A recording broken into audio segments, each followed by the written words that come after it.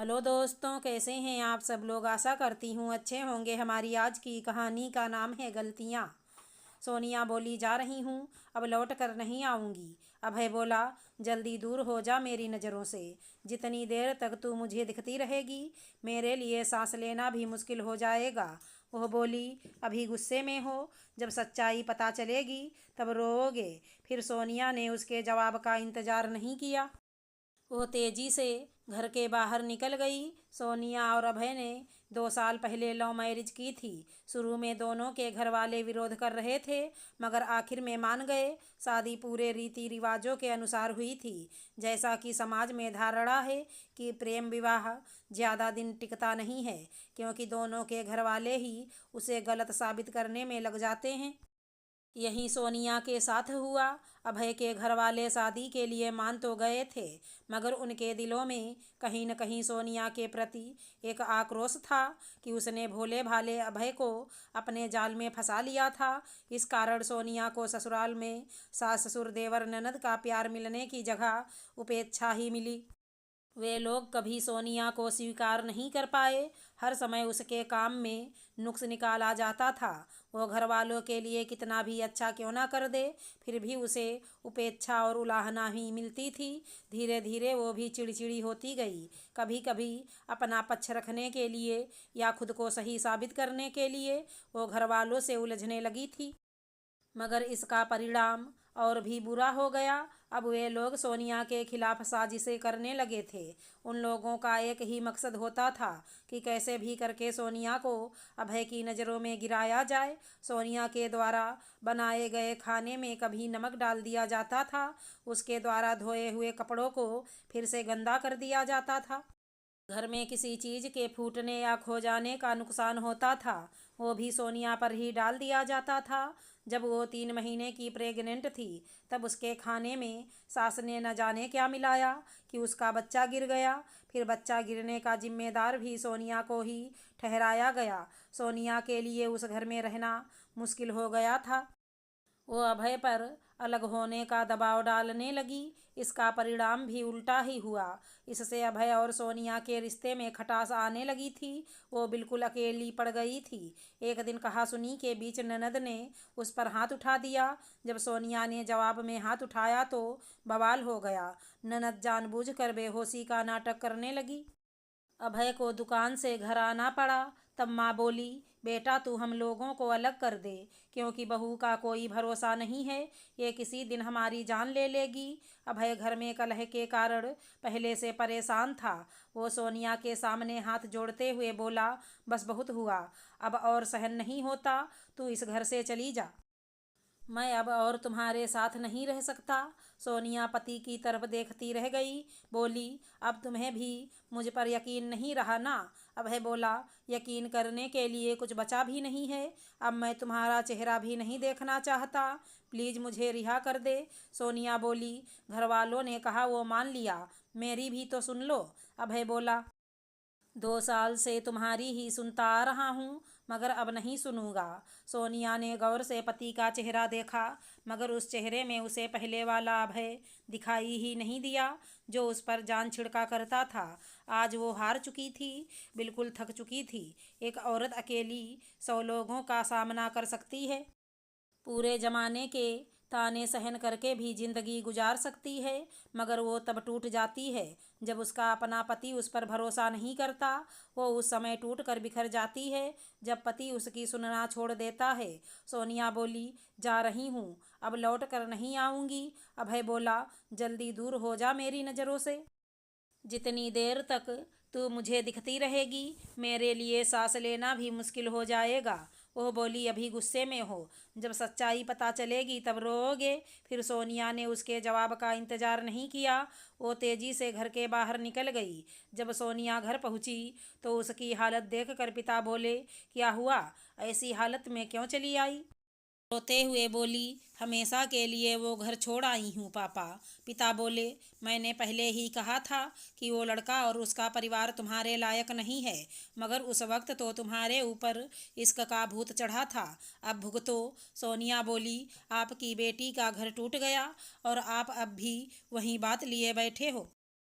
मैंने आपको 2-3 बार फ़ोन किया था कि पापा यहाँ कुछ ठीक नहीं चल रहा है।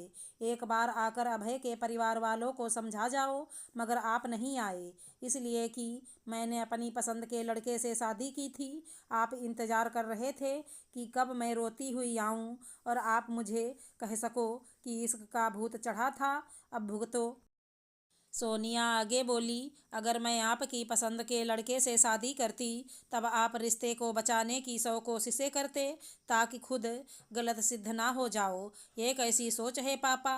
यहीं अभी अभय के परिवार वालों ने मेरे साथ किया। मेरा सपोर्ट करने की जगह मेरा रिश्ता तोड़ने में लग गए, जिससे जमाने को सीख मिल सके कि प्रेम विवाह गलत है। हमने प्रेम किया था, मगर शादी तो सबको साथ लेकर की थी। फिर भी आप लोगों की ऐसी सोच क्यों है पापा? सोनिया निराश नहीं हुई। वो जानती थी कि अगर यूं ही पड़ी रही तो बिखर जाएगी। इसलिए वो अपनी अधूरी पढ़ाई पूरी करने में लग गई। धीरे धीरे वक्त गुजरने लगा। 2 साल गुजर गए। ना तो अभय उसे लेने आया, ना उसका कोई फ़ोन आया। मगर इन 2 सालों में अभय के घर में बहुत कुछ बदल चुका था। सोनिया के आने के 1 साल बाद ही अभय की बहन की शादी हो गई थी। कहते हैं कर्म लौट कर आते हैं। यहीं अभय की बहन के साथ हुआ। जैसी हरकतें उसने सोनिया के साथ की थी, वैसा ही व्यवहार उसके साथ उसके ससुराल में हुआ। जब अभय की बहन रिंकी को ससुराल से निकाल दिया गया, तब रिंकी और उसकी माँ को अकल आई। रिंकी को अपने किए पर पछतावा होने लगा। एक दिन रिंकी ने रोते हुए अभय को सब कुछ बता दिया कि कैसे उन्होंने भाभी को साजिश करके घर में से निकलवाया। तब अभय माँ से बोला, कैसी माँ हो आप? अपने ही बेटे की खुशियां बर्दाश्त नहीं हुई आपसे? माँ बोली, बेटा माफ़ कर दे, नफरत में अंधी हो गई थी। तू जा बहू को ले आ। क्या पता गलती सुधारने से तेरी बहन का घर फिर से बस जाए। अभय बोला, अब मैं किस मुँह से उसके पास जाऊँ? फिर हिम्मत करके एक दिन अभय ससुराल जा पहुँचा। सोनिया उस समय मोहल्ले के छोटे छोटे बच्चों को पढ़ा रही थी। अभय भी उन बच्चों में जाकर चुपके से बैठ गया। जब सोनिया की उस पर नज़र पड़ी तो वो घबरा गई। अभय कुछ बोला नहीं, मगर उसने अपने दोनों कान पकड़ लिए और आंखों ही आंखों में से सॉरी बोलने लगा। सोनिया ने उसे अनदेखा कर दिया। वो बच्चों को पढ़ाने लगी, बोली, बच्चों तुम छोटे हो, इसलिए तुम्हें कच्ची पेंसिल और रबड़ दोनों दिए गए हैं। अगर तुमसे गलती हो जाती है तो तुम रबड़ से उसे मिटाकर ठीक कर सकते हो, मगर जब बड़े हो जाओगे तो तुम्हें पेन दे दिया जाएगा। फिर तुम गलतियां नहीं कर सकते। अगर गलती हो गई और तुमने उसे मिटाने की कोशिश की तो पन्ना ही फट जाएगा, मगर वो नहीं मिटेगी। इसलिए अभी से गलतियाँ कम करनी शुरू कर दो। एक बच्चा बोला, दीदी अगर हम गलती वाला पन्ना फाड़ दें तब तो गलती छुप जाएगी ना? सोनिया बोली, क्या फ़ायदा? तुम्हें वो पन्ना दोबारा लिखना पड़ेगा और जो पन्ना फाड़ा है उसके सामने वाला पन्ना भी कमज़ोर हो जाएगा। वो कभी भी कापी से अलग हो सकता है।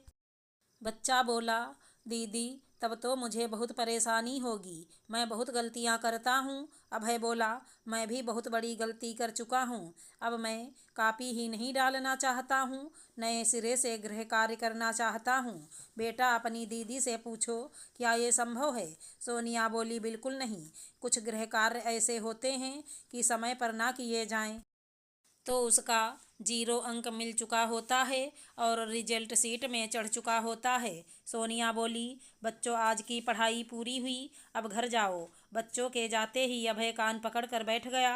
बोला, माफ़ कर दे सोनिया, तुम्हारी कोई गलती नहीं है। रिंकी ने मुझे सब कुछ बता दिया है। सोनिया बोली, मैं कोई खिलौना हूँ क्या? जब दिल में आया खेल लिया और जब मर्जी हुई फेंक दिया।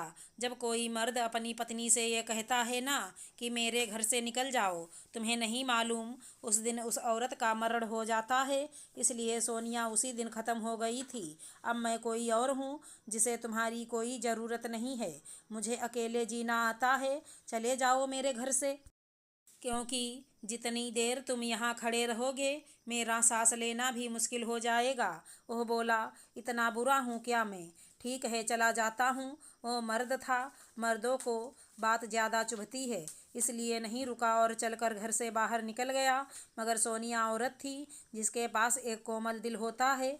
अभय को जाते देख कर वो खुद को नहीं रोक पाई। वो उसके पीछे भागी। भागते वक्त अपनी ही साड़ी में उलझ कर गिर गई, मगर फिर भी भागी। फिर पीछे से जाकर अभय से चिपट गई। रोते हुए उसके मुक्के लगाते हुए बोली, कैसे मर्द हो, औरत के नखरे उठाना भी नहीं आता।